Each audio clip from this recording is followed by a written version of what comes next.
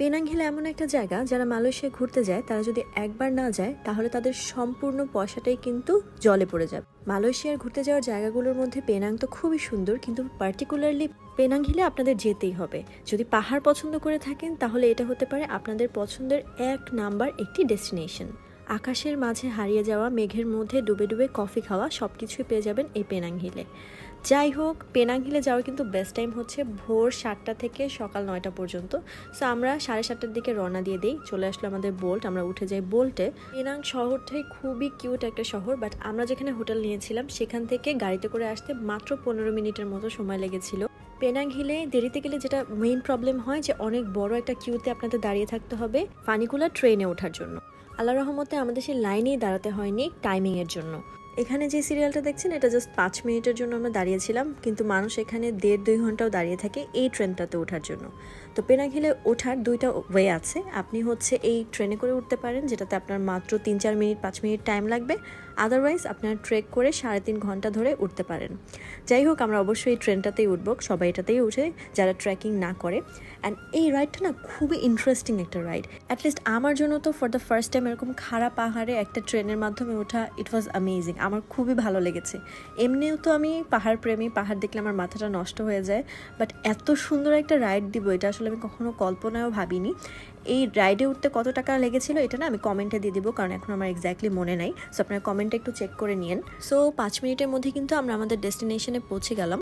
And এখানে আসার পরপরই আপনারা এত সুন্দর পাহাড়ের ভিউ পাবেন। তো এখানে হচ্ছে অনেক কিছু আছে, টেম্পল আছে, ঘোরার মতো অনেক সুন্দর সুন্দর জায়গা আছে। বাট যেহেতু সকালবেলা গেছি আমাদের প্রচুর ক্ষুধা লাগছে, এই কারণে আমরা ব্রেকফাস্ট আগে করে নিলাম। আমরা দুটো আইটেম অর্ডার করেছিলাম, একটা হচ্ছে নাসি গোরেং আর একটা হচ্ছে নাসি আয়াম।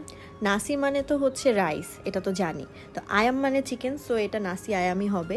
বাট আমারটা ছিল হচ্ছে নাসি গোরেং। আই গেস গোরেং দিয়ে হচ্ছে এরকম সি ফুড টাইপের আইটেম বোঝায়। আর আমরা নর্মালি যেই নাসি গোরেং খাই সেটা তো স্কুইড থাকে, বাট এখানে সেটা পাইনি। জাস্ট অনেকগুলো শ্রিম্প ছিল অ্যান্ড হচ্ছে একটা ডিম ছিল আর কি। আমরা খুব দ্রুত খাওয়া দাওয়া শেষ করলাম, কারণ আমাদের তো ঘুরে ঘুরে প্রত্যেকটা স্পট দেখতে হবে, আর সেদিন আমাদের আরও অনেক জায়গায় যাওয়ার প্ল্যান ছিল। ফার্স্টে এই টেম্পলটা দেখলাম। আমি সবসময় খেয়াল করেছি টেম্পল অনেক পিসফুল জায়গাতে হয়, মানে যেখানে অনেক শান্ত নিরিবিলি। তো এই টেম্পলটা ভিজিট করে আমরা আশেপাশে দেখছিলাম। যদিও একটু রোদ উঠে গেছে ততক্ষণে, সো এই জন্য একটু গরম লাগছিল, বাট আমরা হেঁটে হেঁটে যতটুকু পেরেছি এনজয় করেছি। আর এই পেনাং হিলের স্পটটা না অনেক বড়। আপনারা যদি হেঁটে না যেতে চান তাহলে হচ্ছে চাইলে বাগিতে করে ঘুরতে পারেন। তো আমরা আর বাগিতে উঠি না, আমরা হেঁটে হেঁটে একটু উপরের দিকে উঠলাম। আর এখান থেকে শহরের পুরো ভিউটা দেখা যায়, মানে মেঘের লেভেলের উপরে ছিলাম আমরা। ইট ওয়াজ রিয়েলি নাইস। আর এটা ছিল হচ্ছে একটা ভিউ পয়েন্টের মতো, এখান থেকে দেখা যায় আর কি আশেপাশে কি কি আছে। আর এখান থেকে আমি একটু উকি দিয়ে দেখতেছিলাম যে আমরা কত কত উপরে আসছি। আর এই ভিউটা জাস্ট মাইন্ড ব্লোয়িং ছিল। সুবহান আল্লাহ, মানে আমি যে আল্লাহকে কি বলে শুকরিয়া দিব যে এত সুন্দর একটা ভিউ দেখতে পেলাম। জাস্ট সি, এত দূর থেকে পুরো শহরটা দেখা যায় মেঘের উপরে, পাহাড়ের উপরে। ইট ওয়াজ অ্যামেজিং। এত এত ভালো লেগেছে, আসলে এটা এক্সপ্লেইন করার মতো না।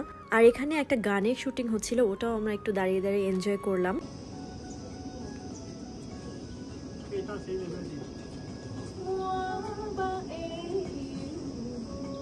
বিদেশে যে এরকম শুটিং দেখতে পারবো এটা কখনোই এক্সপেক্ট করি নাই। আর এই যে ট্রেনের লাইনটা যেটা আমরা উপর থেকে দেখছি, এই ট্রেনে করেই কিন্তু আমরা নিচ থেকে উপরে এসেছিলাম। তো উপর থেকে এই সিনটা দেখতে কিন্তু খুবই ভালো লাগছিল। আর ট্রেনে করে যখন উঠি তখন না এটা সৌন্দর্যটা অতটা বোঝা যায় না, বাট ওঠার পরে আমি দেখতেছিলাম যে এত সুন্দর একটা ভিউ দিয়ে আমরা উঠেছি। ইট ওয়াজ রিয়েলি গ্রেট। তারপর হাঁটতেছিলাম, দেখতেছিলাম আশেপাশে কি কি আছে। আর এখানে দেখলাম ওই যে দূরে একটা সুন্দর ক্যাফে আছে। সো এত সুন্দর প্লেসে আসবো, একটা কফি খাবো না তা তো হতেই পারে না। সো চলে গেলাম, এখান থেকে একটা কফি নিলাম। যদিও কফিটার টেস্ট একদমই ভালো ছিল না, অনেক তিতা ছিল। আমি একদম 2 কাপ সুগার সিরাপ দিয়েছি, বাট কোনো লাভ হয় নাই। But the view was amazing. আমি এখানে বসে বসে যে কফিটা খাচ্ছি এটা খুবই সুন্দর। আমরা এখানে অনেকক্ষণ বসেছিলাম, কারণ তাকিয়ে থাকতে এত ভালো লাগে। আর কিছুক্ষণ পরপর মেঘ সরে যায়, অন্যরকম একটা ফিলিং হয়। আমার কাছে খুবই খুবই ভালো লেগেছে এই এক্সপিরিয়েন্সটা।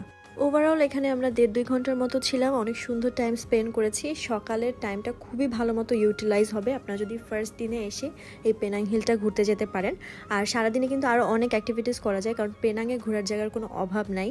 আমি ইনশাল্লাহ পরের এপিসোডে দেখাবো যে নেক্সট কোন কোন প্লেসে আমরা ভিজিট করেছিলাম সেদিনই। সো ইয়াস, এই সুন্দর ফানিকুলার ট্রেনের রাইডটা আবার এনজয় করতে করতে আমরা নিচে চলে আসি। আমার এন্টার মালয়েশিয়া ট্রিপের এই পার্টটা আসলেই বেস্ট ছিল। সো এই ভিডিওটা আজকে এই পর্যন্তই থাক। আল্লাহ হাফেজ।